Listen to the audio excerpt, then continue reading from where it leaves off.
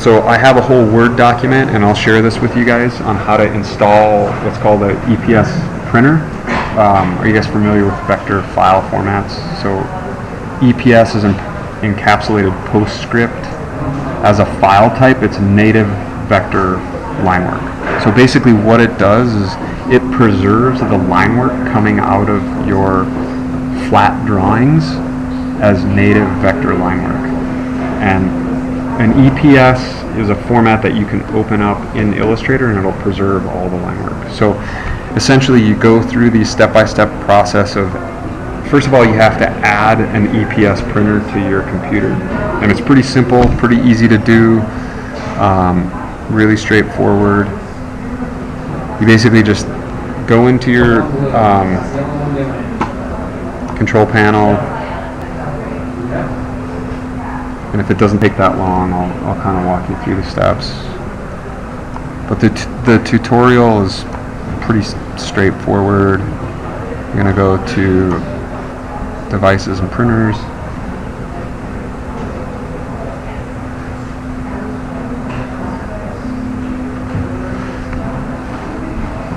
You're going to add a printer.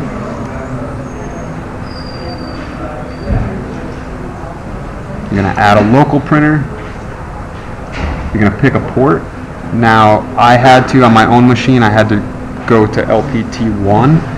On the tutorial, it actually tells you to add it as a print to file.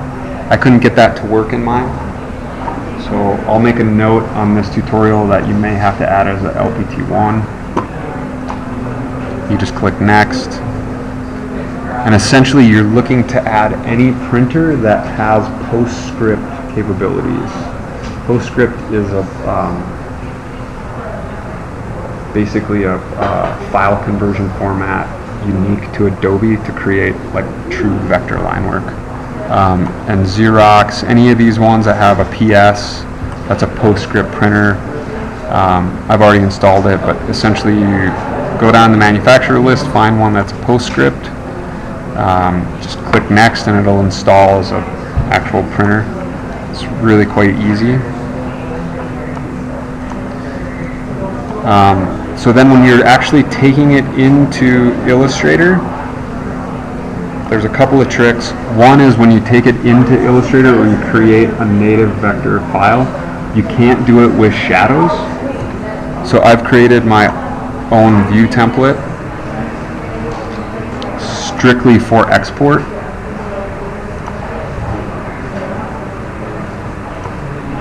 And essentially it just doesn't have shadows on it, right? The shadows are completely shut off. This is going to allow it, when you actually make it an EPS, it will create actual vector lines. So then you just continue to follow the steps, which is essentially the same as printing just like a normal page, right? So let me get down here. So you're essentially just going to go to the view you want to, file, print. Now the tricky thing is, to tell it where you want it to save, you actually have to do it as some other file printer. So I just use Adobe PDF, and I tell it where I want it to save.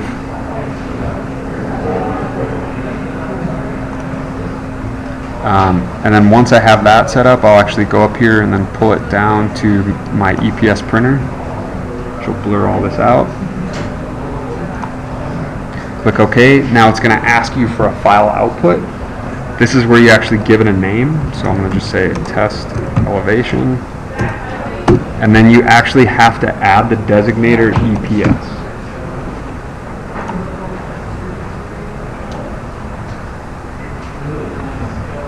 And it's going to think about things. And now it's done. You can actually then go in and open up Illustrator.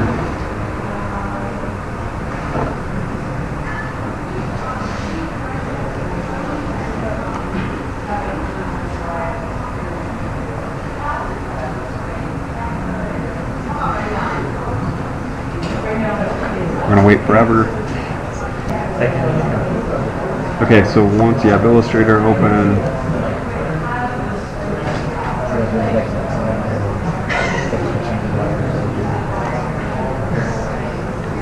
so your Illustrator file, where you save it, and once you go to that folder, you're going to see that it's actually an encapsulated PostScript file, and I can then open that directly in Illustrator.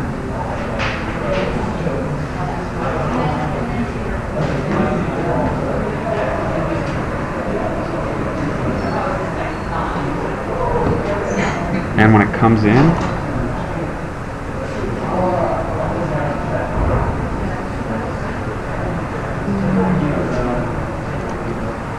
actually comes in. Now, it comes in as line work, but it's grouped.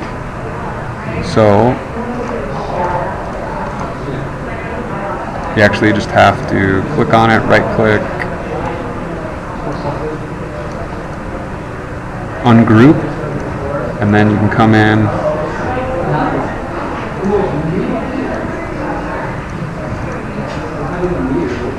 select individual lines,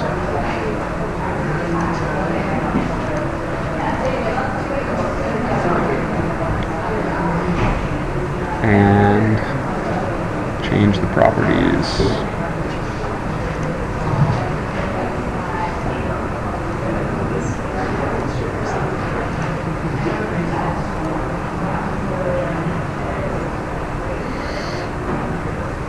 If I can find my menu.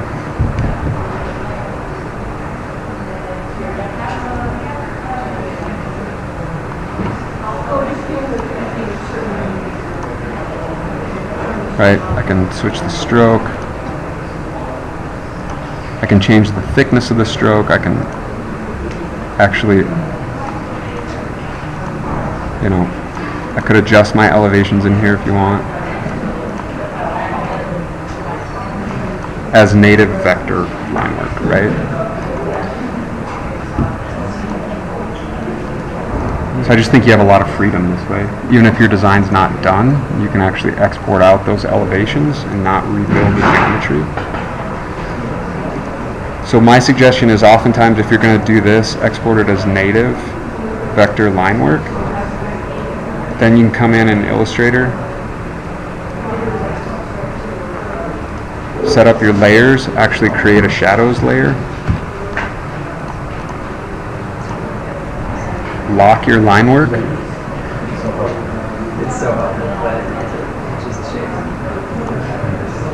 and begin to actually define your own shadows if you want, right?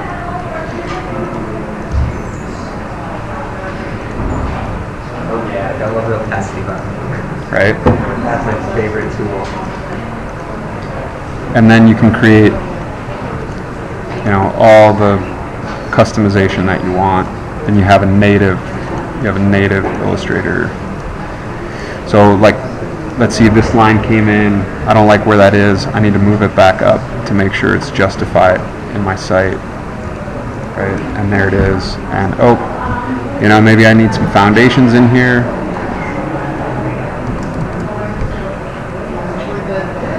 Right, maybe I didn't want to model those. I can punch them in, and I can adjust all this line work individually. Okay.